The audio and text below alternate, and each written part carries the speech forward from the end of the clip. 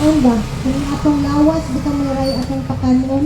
Kung dili day ato day kung pakanon ang atong espiritu nga may naghatag na itong kinabuhi igsuon.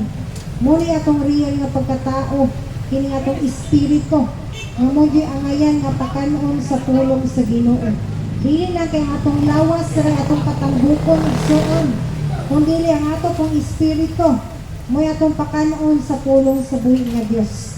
Muna igsuon karon nga kahunan igsuon nga nagaingon diya kung gusto ang tao magpasigarbo, ang angay niyang ipasigarbo mga siya nakaila sa Dios. Na kung gusto day kang makaila sa Ginoo, no? Ipasigarbo nimo ang atong buhi nga Dios. Nagayon niya sa Jeremiah 9 verse 24. Kung gusto ang tao nga magpasigarbo, ang angay niyang ipasigarbo mao nga siya nakaila kanako, kay ako ang Ginoo, maluluyon man og nagbuhat sa husto ug matarong. Mao kining mga butanga ang akong kahimutan. Ako ang Ginoo, ang nag-ingon niini. Ang buot magpasigarbo, kinahanglang magpasigarbo sa Ginoo. Kung ikaw rin nakaila kang Ginoo igsoon, no? Way lain niya mo'y pasigarbo sa imong kinabuhi, kung dili ang Ginoo lamang. Pero kung ang tao nga wala makaila sa Dios, natural ang yun na siya ngayang ipasigarbo ang iya diyong kaugalingon. No? Muna'y usa nga wala nabantayan sa mga katauhan karon ba? Nga abi di ay kung kita di ay magpasidungog ka sa atong kaugalingon, no? Maayo na na ito, dili di ay siya igsuon. Kaya nga ito na yung gikinahanglan nga yung atong ipasigarbo ang ato na yung buhi nga Diyos. No? Muna isa nga kung ikaw na nakaila sa Diyos, kinahanglan nga ang imong pasigarbo ang imong buhi nga Diyos nga mo si Ginoong Jesucristo. Muna igsoon ang kamatuoran kung nakaila ka sa Diyos, imo yung ipasigarbo ang imong Ginoo. No? Kaya kung wala ang Diyos kanimo igsoon, no? Wala ang tanan, kawang lamang. Muna ang tao dito kung wala'y Diyos naatanan niya igsoon. Na kasamo, kaguliyang, problema, kasakit, tanan, naa. Tungod kay wala siya'y panahon sa buhay nga Diyos. Usapod, wala pa po siya nakaila sa Diyos. Kaya kung nakaila pa siya sa Diyos, no? Iyang ipasigarbo ang buhi nga Diyos.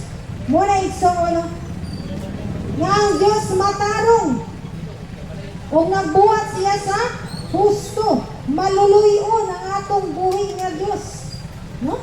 Kung atong ibasahon sa Isaiah 62, ay sa 66 ngadto sa 2, no, ang kahimutan sa atong buhi nga Diyos igsoon. Nga ako'y nagbuhat sa tanang butang, busa ako ang kinintanan, nagingon ang Ginoo. Apan ang akong kahimutan, mao ang taong mapaubsanon, mahinulsulon o mahadlupon kanako.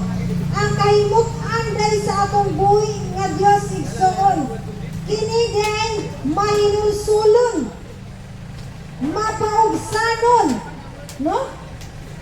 Kung ikaw nakaila ka sa Diyos, naagid kanimo ang pagkamapaubsanon, mahinulsulon, o usa pa, mahadlukon.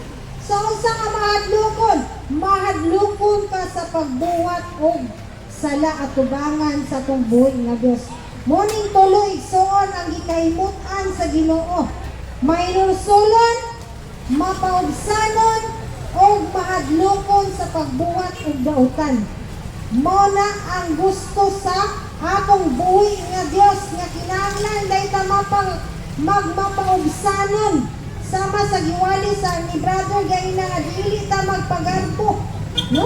Kinahanglan dahil ta nga magmapaubsanon kay mao dinay gusto sa atong Ginoo, mao dinay gikahimutan sa atong buhi nga Diyos. Ayaw na panumbalingan ang mga tao diya nga mga sa tulsa na lang sulti nila nga kanimo.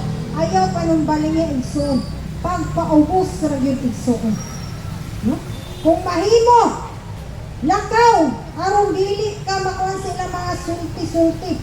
Kay kung ang tao magod maminaw sa mga sulti, sa mga negatibo, no? Nga ikaw po yun ang isultihan. Dili ka makariak igsoon.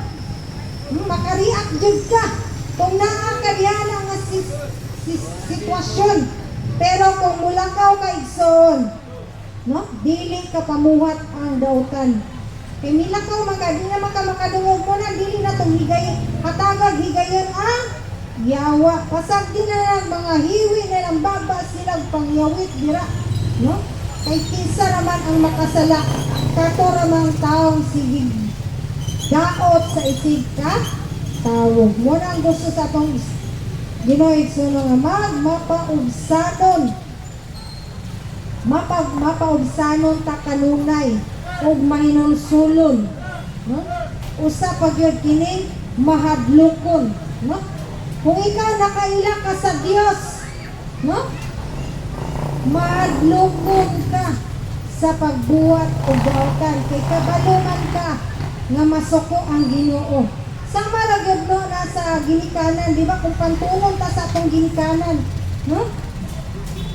Mahadlok ta kung masayop kay ang latigo, grabe ka sakit, no? Mahadlok ta og buhat nga dili angay nga ikapasuko sa atong ginikanan. Muna nga dili na to buhaton kay sakit kayo ang latigo, lagi nagbakos galing igsoon, binugha. Mo gyud kasagaran ibunal sa atong amahan sa una. Bata pa mi. Mo nang iman-an ako igsoon kay sakit kayong bunal.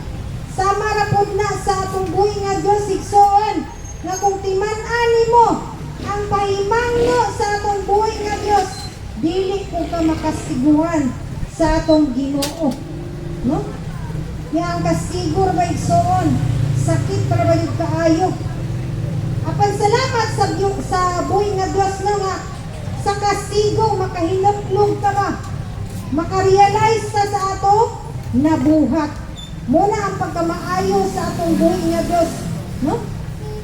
Nga pabation jud ka, kastiguhon ka aron ka maghinulsol.